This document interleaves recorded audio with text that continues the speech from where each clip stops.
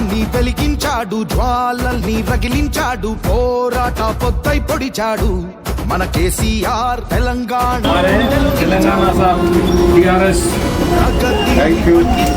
ప్రజలకు అందించాడు, నూతన చరితను రాశాడు మన కేసీఆర్. భవితకు బాటలు వేశాడు.